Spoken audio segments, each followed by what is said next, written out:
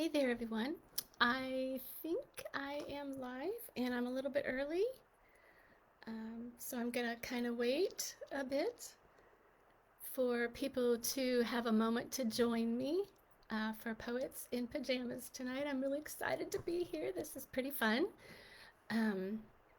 This is my first live Facebook performance, so this is pretty fun to be doing that as well.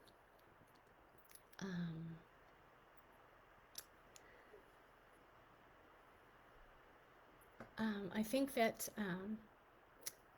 I'm gonna share a little bit of stuff with you. I'm gonna give everybody a few minutes to get here though, before I do too much talking.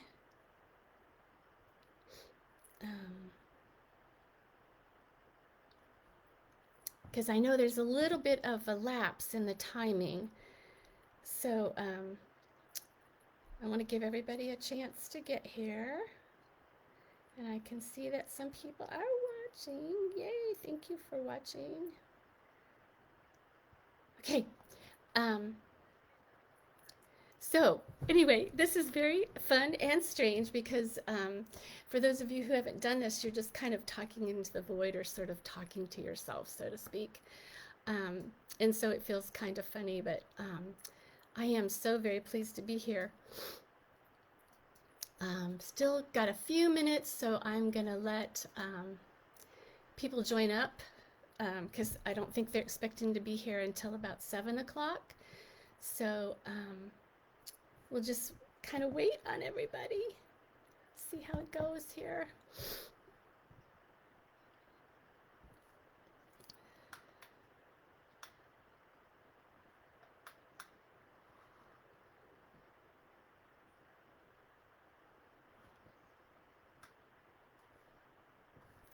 I'm really happy. I see that Anita's here, and I'm really excited for that. Thank you, Anita. You may be the only person who comes this evening, and that's fine too, because I know some people will get a chance to see this later, and that's okay too. I'm really good with that as well. So just happy to have anyone who's able to be here tonight. So if you're just joining us, maybe you can put a little note in the chat to let me know that you're here. Oh yeah, and Sarah from Poets in Pajamas is reminding me that this is the 100th one. I feel kind of special in a way that I'm number 100. That's really cool. So I'm really excited, and it looks like Stephen's here from the UK. Wow, that's really neat. Thank you so much for coming to hear me tonight. I'm really honored.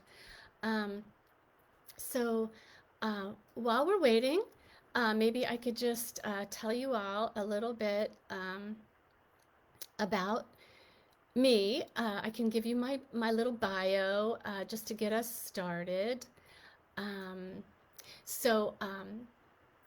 This book is my latest, let's see, everything's backwards here. This is my new book. There we go. A place so deep inside America, it can't be seen. And it's from Sheila Na Gig Editions. I will put that in the chat so that all of you who might be interested in buying it can do so. I'm very excited about it. It came out in April. It's a COVID book, not a COVID poems, but certainly put together because of the pandemic and my having the additional time to actually get round to being able to put a book together. And then my wonderful, amazing publisher, managed to get it on press and get it out. Her name is Haley Mitchell Hagen, and she is an independent small press. And as I said, it's Sheila Na Gig, and it's in Kentucky, and it's run by women, completely by women, and I love that idea. So about me, my work can be seen in a lot of journals and publications, including Verse Daily and Rattle and Main Street Rag and the LA Times.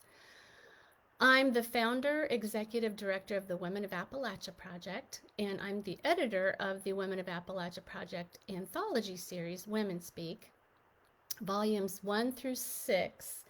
And here's a copy of that one. This is last year's copy, and we're just getting ready to come out with a brand new one, but this is Women Speak. Over nearly 100 artists, fine artists and spoken word artists in this little wonderful book. So that's another one you should look for. That's out of the Women of Appalachia Project, and that's Mountain State Press. Let's see, what else? I wrote a poem in support of families living in poverty in Athens County, and it went viral. Over 100,000 people saw it, and thousands of dollars were donated to my local food pantry. And so I was just so pleased about that. I am a poetry workshop instructor, and I'm the 2020 Ohio Poet of the Year. And I'm Poet Laureate of Ohio. And you can find me on Kari Gunter-Seymour poet.com. So I hope that you will look for me there. So I think what I'm going to do is just kind of get started. It's a little after 7. So let's get rolling, huh? And people can join as they care to. So needless to say, I am truly honored to be here this evening. I want to thank Sarah Clark. She is the Poets in Pajamas coordinator. And I want to thank all of the many amazing folks on staff at Sundress Publications. You really need to go to their website to fully appreciate all that's going on over there. I mean, it's amazing, everything they do. And these are the folks that do the Best of the Net anthology. So they're busy. They're very busy. And they were doing Poets in Pajamas before COVID. So they were online before COVID started happening, is my understanding. So this is just so cool to be here. And I'm just honored and pleased. I'm a 9th generation Appalachian. So my people are immigrants. On my father's side, 9 generations back, John Gunter III and his wife Joanna migrated from Kentbury, Berkshire, England to Henrico, Virginia. And this was early in the 1700s.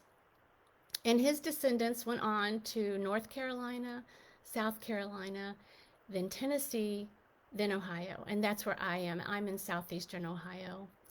My great-great-great-great-grandparents actually helped found and settle Aiken, South Carolina. So then 8 generations back on my mother's father's side, Nicholas Wolfe also migrated in the 1700s from Cornwall, England, and settled in Harrison County, Virginia, which is now West Virginia. And he was Dutch descent. And then my great-great-great-grandfather on my mother's side, Adam McClure, migrated from Belfast, County Down in 1852 and settled in Mason, West Virginia. So I'm telling you all this because essentially all of my great-greats ended up settling in the state now known as West Virginia. And that's basically because there were so many jobs in mining coal and iron and harvesting the timber. So I write deeply from my sense of place, and I am known for my Appalachian writing, and that's why I'm here tonight to share that with you. And I'm a persona poet, so you'll hear me adopt the voices of my ancestors. And so my first poem comes from the book. It's the anchor poem. I come from a place so deep inside America it can't be seen. White oaks thrash. Moonlight drifts the ceiling as if I'm underwater. Propane coils, warms my bones. Gone are the magics and songs, all the things our grandmothers buried. Piles of feathers and angel bones, inscribed by all who came before. When I was 12, my cousins called me ugly. enough to make it last. Excuse me. Excuse me. Tonight, a celebrity on Oprah imagines a future where features can be removed and replaced on a whim. A moth presses wings thin as paper against my window, more beautiful than I could ever be. Ryegrass raised seedy heads beyond the bull thistle and preen. Everything alive aches for more.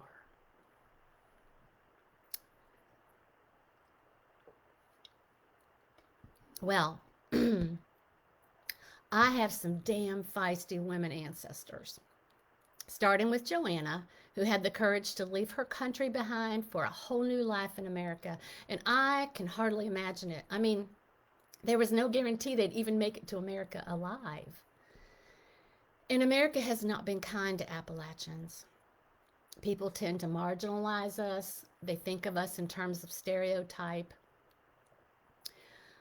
Don't get me started on what coal and fracking companies have done to our land. So I'd like to share this poem. Oh, you woman of Appalachia, how they work to keep you down, call you fat, shoeless, say you have no teeth. But you got teeth, plenty. Ask any city man thinking to park his fracking machines in your valley. And the earth responds, rewards you in petals, herbs, sweet potato vines. And yes, we know one good fiddle lick makes you forget tired or hungry. And yes, that is your voice, strong and true, front row of the choir come Sunday morning, slipping more than you ought in the donation box, because you cannot bear to think of any of your neighbors going without. Generation to generation, childhood to womanhood, failing crops and dying children, the mine's sirens doom. Your sorrows like echoes rippling through the holler and entered with careful cursive in the family Bible. So when they call you soft, I say you are not soft. You are limestone. You are flint. You are mountain shine, feed sack proud. You are diamond. So, speaking of feed sacks, I don't know if you even all know what that is. A feed sack is exactly what it sounds like.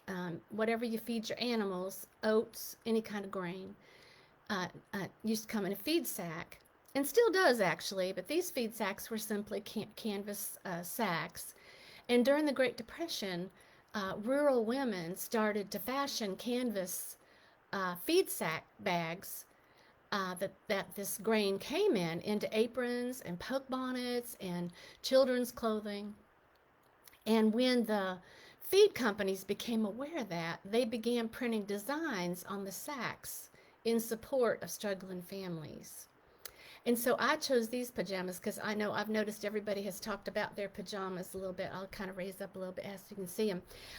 This would have been a pattern that you would have seen on a feed sack.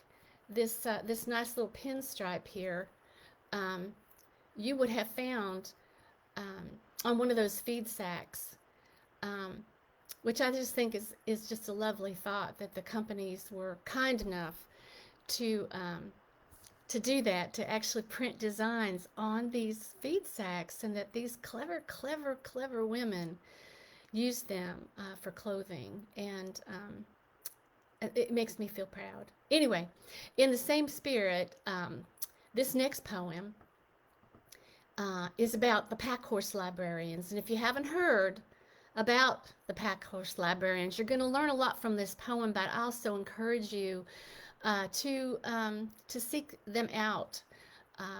Do a little research. It's really fascinating. So this is pack horse librarians.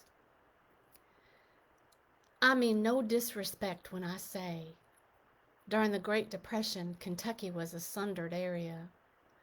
Surrounded by mountains and waterways, no easy access in or out, nor any proper education, until the WPA employed our grandmothers to pack saddle literacy to the underserved.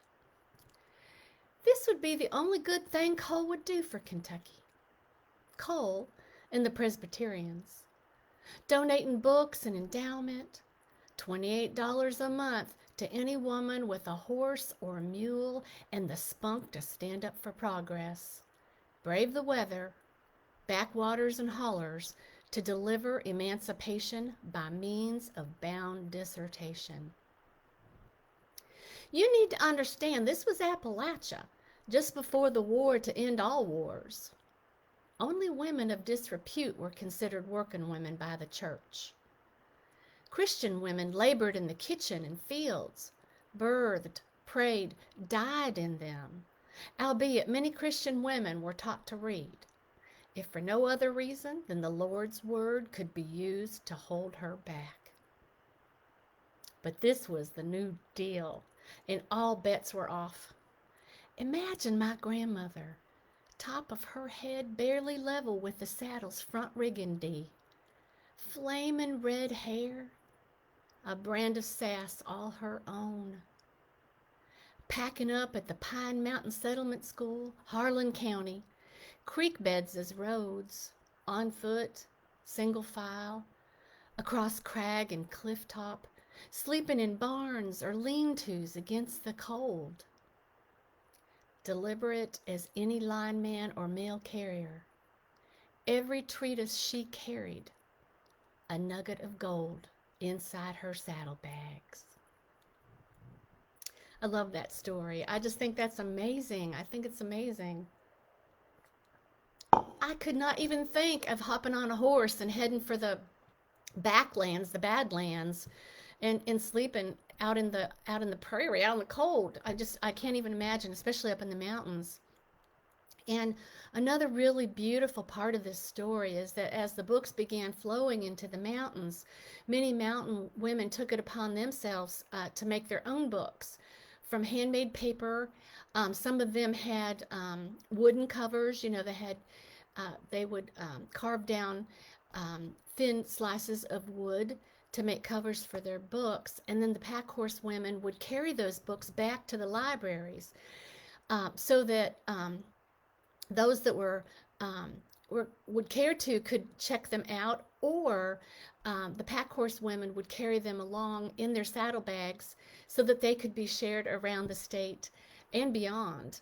And some of those books actually still exist today. It's just amazing. So now I want to tell you about our granny women. So even today, our granny women are the go-to experts on medicinal plants and tinctures and poultices and the like. There's actually a good deal of science behind their medical practices, and insights are handed down, from generation to generation. It's kind of like an apprentice type thing, but it's not just anyone can be a granny woman. It's considered a gift of knowledge and intuition. It's sort of like extrasensory perception that some are born with. And there are still some folks in the mountains who just won't doctor with anyone but a granny woman. They tend to look beautifully earthy, and they tend to be reclusive and live off the grid. They just prefer to be deep in nature, which is, that's where they are in their element. And so this next poem is I call it one of my COVID-19 poems, written during this time, but also written about how the granny women are dealing with COVID. And this is called Mountain Medicine. Granny woman forages along fence row and thicket, her homespun pouch slung crossways, arms hugging her ribs, ready for a bramble's lash. All morning crows attend her, gusting their long-vowed language. Spring winds poke wild fingers through the trees, Redbud boughs drop purple pearls along her path. Beneath damp pines, she plucks needles and licorice root to brew for raspy throats. Stiff knuckles loosen white oak bark for fever, a pinch of wormwood to calm the nerves. Along the creek's muddy skin, yellowroot and comfrey to be salved for hands already raw from washing. Red clay and wild violets, a poultice to relieve the lungs. Bundling sage into a burly stick, she smudges the cabin, burns mugwort shavings to call the spirits, packs a ginseng chew between cheek and gum to fight fatigue, waits. Crows cluster in the shellbark hickory overhanging her front stoop, their shadows long, heads bent low, as if in prayer, as if they know, more than once, she has stolen a body back from death. So, I've already shared that I come from a long line of strong, ornery women. And if you do read my entire collection, I feel for certain you will come to hold a character named Fanny June in pretty high regard, mostly for her strength, but also her unflinching kindness. My step-grandmother's name was Fanny, and my birthday is in June. So Fanny June is kind of a badass mix of the two of us, or at least I like to think of it that way. Anyway, so this one's called Perfect Pitch. I rode middle school bound in the back seat of Fanny June's station wagon, listening to her and her sister sing Jolene, trading verses, harmonizing on the chorus. I'm begging of you, please don't take my man. A few years later, it was 9:25. They were fired up, and it was Dolly's doing. This was rural Ohio, the bottom lip of northern Appalachia, right shy of Perry Como country. The women in the family worked the TS trim factory, spitting out Honda car parts. Started out on the assembly line, worked their way up to paint, then detailing, then welding. The physical labor made their bodies strong, their future bright, and like Dolly, they weren't taking any shit. They learned early on about strikes and picket lines, how important it was to organize and vote. Brave women in the workforce, determined to see their daughters inside college classrooms the hell out of Factory Row. I didn't know then I was under the wing of a feminist taking back her power. Like Dolly, Fanny June would never use that word, no matter how much she embodied it. She was proud to hang up her welder's helmet end of shift, pick up her paycheck, sing in the front seat of a station wagon with women she loved. So I'm going to leave you with one last poem. I mentioned earlier that I wrote a poem in honor of the amazing speech Joe Burrow gave during his acceptance of the Heisman Trophy. It was focused on poverty in Athens County, and a friend of his, Will Draybold, started a Facebook fundraiser. And the purpose was to collect funding for the Athens County Food Bank, and it just went crazy and ended up collecting over $500,000. So this poem, toward the end of the effort, went viral and was seen. Over 100,000 people saw it, as I mentioned, and it did result in thousands of dollars donated to my local food pantry. And it's so exciting to know that poetry can be that vital, that it can do such good work, and that's why we have to write. We have to keep writing, don't we? Because you just never know when you're going to do something that can really make a difference. And every word, I mean, we're the historians, right? It's our duty.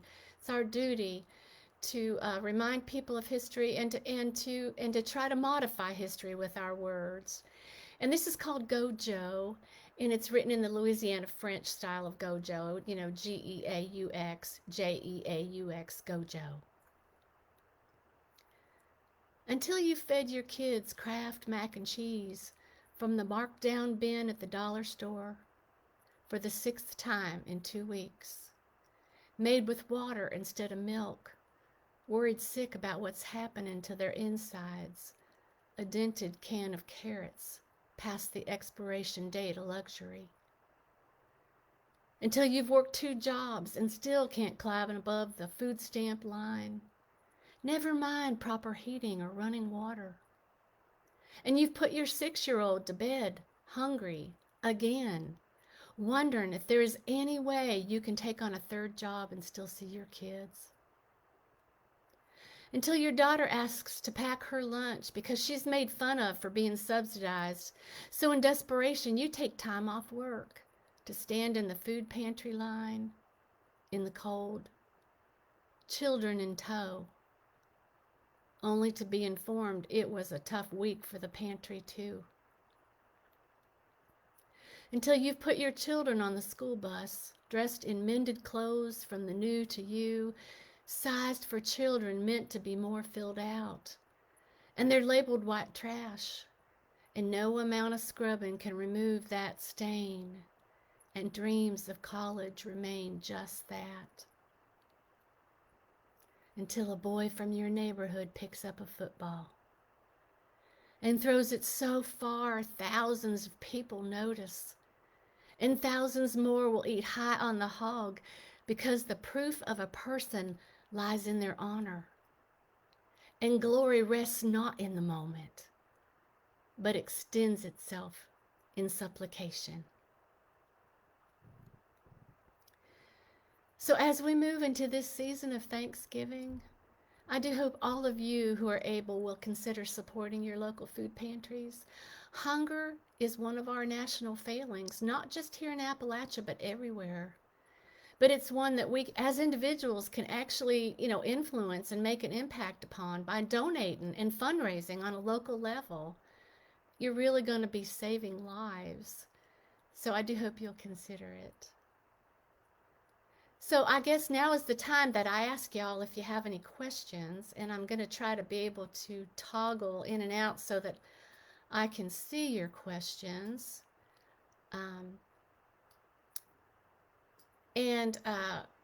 Let's see, while I wait, I can hold up my book again and remind you all of it. A place so deep inside America can't be seen. It is available at Sheila Na Gig or on Amazon. There's a review up on Southern Literary Review if you are interested in find out more about the book before you purchase it. Then again, that's Southern Literary Review. This is the manuscript that won the 2020 Ohio Poet of the Year Award.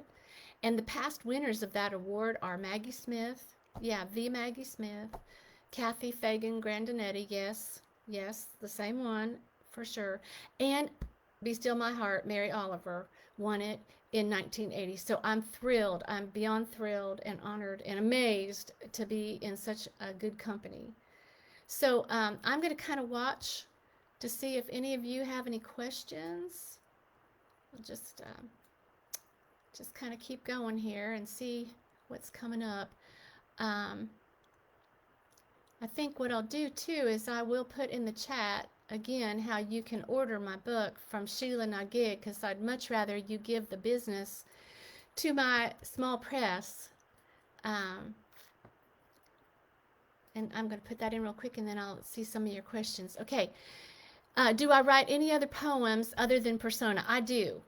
I have several on my website, and believe it or not, I even write protest poems, and I get pretty fired up. But I think that it feels like my purpose is to lift up Appalachia, because that's where I'm from. Like I said, I write from a sense of place, and my major writing is in honor and praise of Appalachia. And I like to get out there and let people see that we are not fat, we are not toothless, we are educated, we are not undergroomed, and we're vital. And we have survived so much. It's just amazing what we have survived.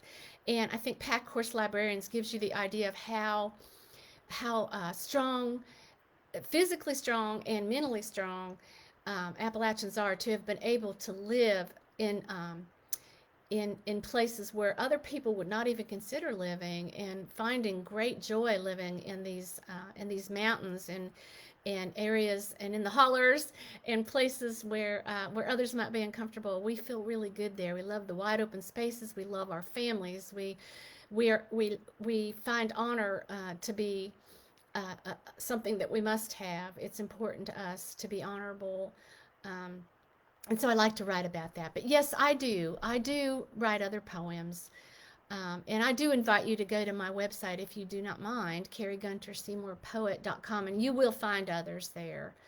But I have to warn you, they're mostly protest poems. And right now, I mean, it's hard not to be writing some protest poems, I think. And there's some COVID poems there as well.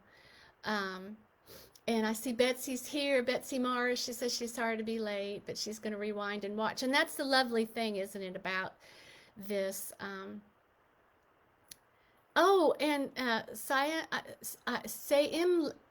I'm not saying that right. I'm going to just get S-A-I, is sharing with us that it's not a question, but it's her first poetry reading, and she's glad she decided to come. And I'm so honored. And I would love, you have found Poets in Pajamas now, and so you can come every week, which is just wonderful, So, please do come and take part in this amazing free event that happens every week.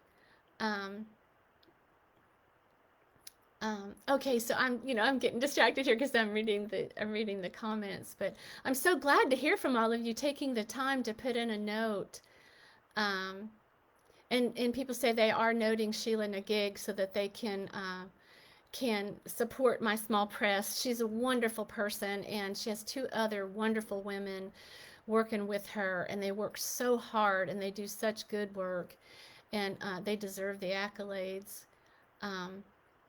And how does performance impact your creative process? This is another question from Dia Lacina.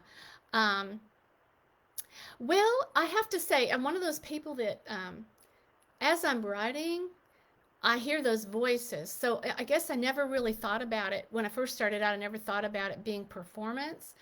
I think I thought I was just channeling.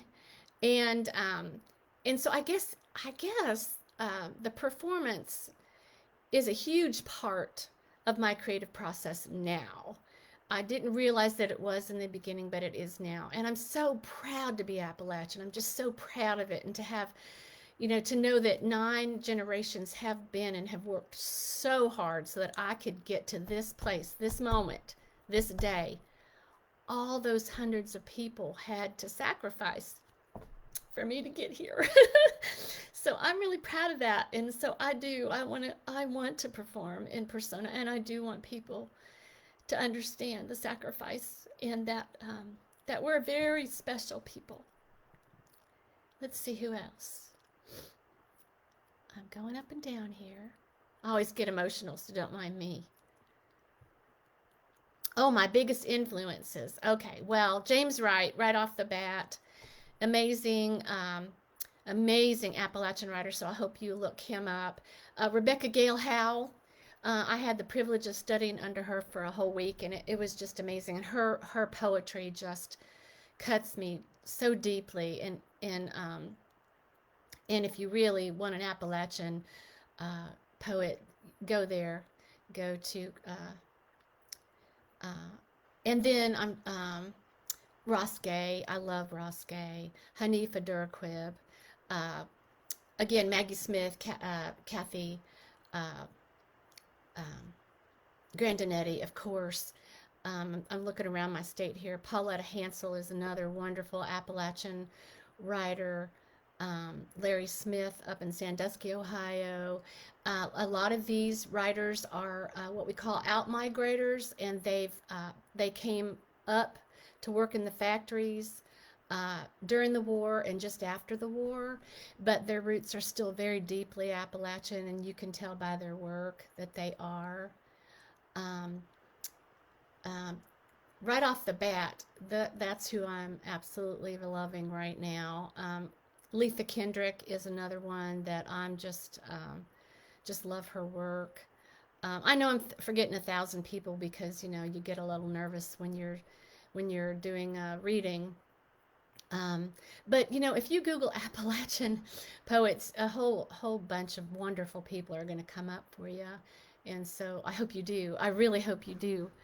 And Betsy Mars offers that protest poems are so important these days, and I think they are too. I think again, I'll just say again, I think it's our duty to speak up and to record history so that it doesn't get lost, because it's the poets, it really is, it's the poets who are the greatest influencers, because we use the least words to get the point across, and so people do get the point. So I think I have seen all of the questions. Okay, so I really appreciate everyone who came here tonight. I know it's kind of hard to shake loose for things like this, but again, I just think that we are so lucky to have this venue. So of course I want to again thank Sarah Clark at Poets in Pajamas. She's the coordinator of this event, and all of the many fine folks on staff at Sundress Publications, and again to all of you listening in. And I just hope that you'll stay vigilant, friends, and I want you to read more Appalachian authors, so I hope that you will. And it's been my great pleasure to be with you all tonight, and do take care.